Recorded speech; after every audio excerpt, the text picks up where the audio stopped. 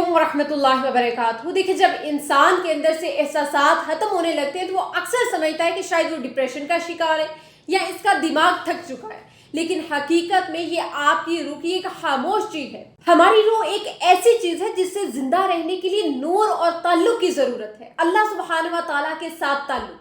जब हम दुनिया की भाग दौड़ में इतने मगन हो जाते हैं कि हमारा अपने खालिक से रिश्ता सिर्फ एक रस्म रह जाता है। मतलबी तौर पर जब हमें ज़रूरत पड़ी, जब हमें किसी चीज़ का मतलब हुआ तो हमने सजदा कर लिया, आगे पीछे हमें याद ही नहीं। जब कोई मुश्किल आ पड़ी तब अल्लाह की मदद मांग ली। तो रूह आहिस्ता आहिस्ता मुरझाने लगती है। एहसास का ख़त्म हो जाना इस बात की अलामत है कि आपकी रूह भूखी है, वो अपने मालिक की याद के लिए तड़प रही है। और मालिक कौन है? अल्लाह सुब्हानहू व तआला, जिसे हम अपना ताल्लुक ख़त्म करके बैठे हैं। लेकिन हम इस दुनिया की आर्जी लज्जतें देकर बहलाने की कोशिश कर रहे हैं, लेकिन ये बहल नहीं रही, क्योंकि रूह अल्लाह ताला की बनाई हुई चीज़ है, तो उसे अल्लाह की ही ज़रूरत है। अल्लाह ने ये दिल बनाया है, ये सिर्फ अल्लाह की याद के लिए है, और हमने इसमें हराम तल्लुकात, पता नहीं कौन कौन सी मोहब्बतों को डाल रखा है। ये आप अपने साथ नाइंसाफ़ी कर रहे हैं, खुद को मज़ीद तकलीफ देकर। जब आप जानते हो कि आपको अल्लाह के राह में सुकून मिलेगा, फिर भी हम दुनिया के पीछे भागते हैं। हमें लगता है कि हमारे पास सब कुछ है, अच्छी नौकरी भी है, घर भी है, पैसा है, दौलत है, फिर भी ये खालीपन सा है। आह, ये क्यों है? इसकी वजह यही है कि हमने दिल में वो मोहब्बत बसा ली है जो इस दिल के लिए बनी ही नहीं थी। ये सिर्फ अल्लाह की मोहब्बत के लिए बनाया गया था।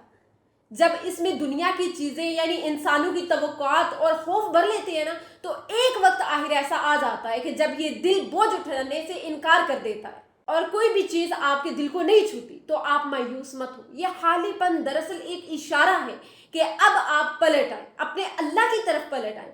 अब आप अपने अल्लाह से अपना ताल्लुक मजबूत कर लें। देखिए, जब आपको लगे कि आपके अंदर से फीलिंग्स ख़त्म हो रही हैं, आपके अंदर से एहसासात ख़त्म हो रहे हैं, तो ज़बरदस्ती मुसल्ले पर खड़े हो जाए।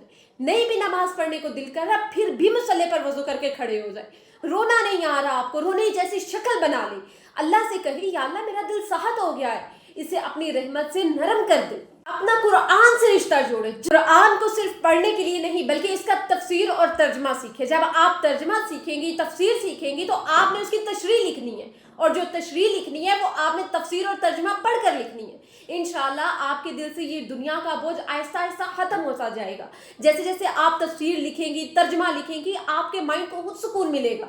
आपको ऐसा लगेगा कि जैसे आज से आपने दुनिया छोड़ दिया, आप सिर्फ अल्लाह के होने वाले हो। हम देखें 16 साल, 15 साल, 20-20 साल हम अपनी स्कूल कॉलेज में स्पेंड कर रहे हैं लाइफ, लेकिन कुरान जिसमें 30 पारे हम उसे खोलकर नहीं देख रहे। अगर हम उसे पढ़ भी रहे हैं तो सिर्फ अरेबिक, जो हमारे सर के ऊपर से गुजर रही है। जो अल्लाह ने हमारे लिए किताब भेजी, आखिर इसमें हिदायत हमारे लिए क्या है?